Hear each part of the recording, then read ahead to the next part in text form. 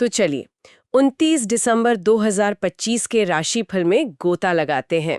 हमारे पास जो ज्योतिषीय विश्लेषण है उसमें सभी 12 राशियों की बात तो है, पर आज हम कुछ सबसे दिलचस्प और जो विरोधाभासी पैटर्न है उन पर गौर करेंगे। जी। देखेंगे कि कैसे एक ही दिन कुछ लोगों के लिए तरक्की के दरवाजे खोल रहा है और दूसरों के लिए कह सकते हैं कि एक चेतावनी है। हाँ, चेतावनी की घंटी बजा रहा है। बिल्कुल। सिर्फ ये देखना कि क्या होगा काफी नहीं है। असली मजा तो ये समझने में है कि ऐसा क्यों हो रहा है, मतलब ग्रहों की कौन सी चाल इन अलग अलग नतीजों की वजह बन रही है। आज हम इसी की तह तक जाने की कोशिश करेंगे। तो सबसे पहली चीज जिसने मेरा ध्यान खींचा वो है कैरियर और पैसे को लेकर कुछ राशियों के लिए जबरदस्त पॉजिटिव संकेत, जैसे वृषभ राशि। उनके लिए कहा गया है कि पैसे आने के नए रास्ते खुलेंगे और कहीं फंसा हुआ पैसा भी वापस आ सकता है। हाँ, फंसा हुआ पैसा। और वहीं मिथुन राशि वालों के लिए प्रमोशन या नया काम शुरू करने के लिए दिन बेहतरीन बताया गया है। पर ये दोनों मौके एक जैसे नहीं लगते हैं ना? नहीं, बिल्कुल नहीं। और यहीं पर ग्रहों का खेल दिलचस्प हो जाता है।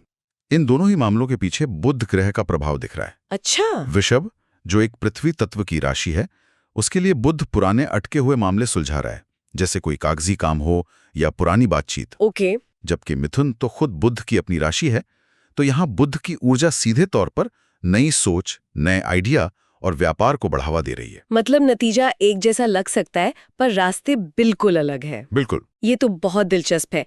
लेकिन फिर सिक्के का दूसरा पहलू भी है। कुछ राशियों के लिए दिन काफी मुश्किल लग रहा है, खासकर सिंह राशि के लिए। अचानक नुकसान, किसी पर भरोसा न करने की सलाह, यहाँ तक कि चोट लगने का भी डर बताया गया है। एक ही दिन में इतना बड़ा अंतर क्यों? इसका कारण है ग्रहों के आपसी संबंध, जिसे हम ज्योतिष में दृष्टि या एस्पेक्ट्स कहते हैं। अच्छा। तो जहां बुध मिथुन को सहारा दे रहा है, वहीं हो सकता है कि सिंह राशि के लिए उस दिन मंगल या शनि जैसे ग्रहों की कोई चुनौतीपूर्ण दृष्टि पड़ रही हो। ये एक तरह का कॉस्मिक तनाव पैदा करता है। तनाव। हाँ, जिससे टकराव या अचानक होने वाली घटनाओं की आशंका बढ़ जाती है।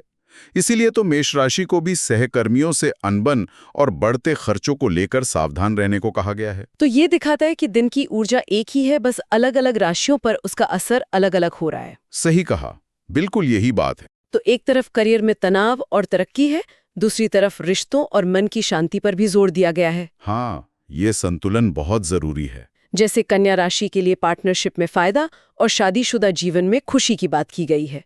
और मीन राशि के लिए तो कहा गया है कि चंद्रमा उनकी ही राशि में है, जिससे वो शांत और ऊर्जावान महसूस करेंगे। इसका तकनीकी मतलब क्या है? देखिए, ज्योतिष में चंद्रमा को मन का कारक माना जाता है। तो जब चंद्रमा अपनी ही राशि यानी मीन में होता है, तो वो बहुत सहज और शक्तिशाली महसूस करता है। ये मन को एक स्थिरता और क्या कहते हैं अंतर्ज्ञान यानी इंट्यूशन की ताकत देता है। अच्छा, इंट्यूशन। जी। तो मीन राशि वाले इस दिन अपनी भावनाओं को बेहतर तरीके से समझ और संभाल पाएंगे। ये एक तरह से उस दिन का छिपा हुआ खजाना है, जो तनाव के बीच भी शांत रहने में मदद कर सकता है। अच्छा, और फिर ये सोमवार का महा उपाय है। हाँ। जो किसी एक राशि के लिए नहीं बल्कि सबके लिए है। शिवलिंग पर दूध गंगा जल चढ़ाना और सफेद चीजों का दान, इसके पीछे क्या सोच है? ये कैसे काम करता है? ये बहुत ही प्रैक्टिकल सलाह है अगर आप देखें तो। सोमवार का दिन और सफेद चीजें दोनों ही ज्योतिष में चंद्रमा से जुड़े हैं। और चंद्रमा यानी हमारा मन? बिल्कुल। ये उपाय असल में चंद्र दोष को शांत करने के लिए है, जिसका सीधा मतलब है मन की चंचलता या बेचैनी को कम करना। हाँ। तो ये एक तरह से कह रहा है कि आपकी राशि का पूर्वानुमान चाहे जो भी हो, हाँ, अगर आप अपना मन शांत रख पाते हैं तो आप किसी भी चुनौती का सामना बेहतर तरीके से कर सकते हैं और मौकों का पूरा फायदा उठा सकते हैं। जी हाँ। तो कुल मिलाकर 29 दिसंबर का दिन विरोधाभासों से भरा हुआ नजर आता है। मौके भी हैं और जोखिम भी।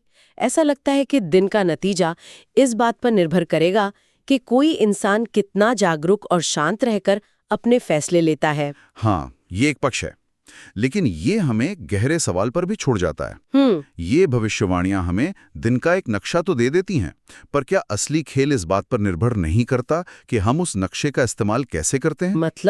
मतलब मिली हुई चेतावनी से हम कुछ सीखते हैं या सिर्फ डर जाते हैं? हाँ। और मिले हुए मौके पर हम आगे बढ़ते हैं या उसे यूं ही जाने देते हैं? यूं ही जाने देते हैं। शायद हमारे कर्म ही अंतिम परिणाम तय करते हैं। सोचने वाली बात है।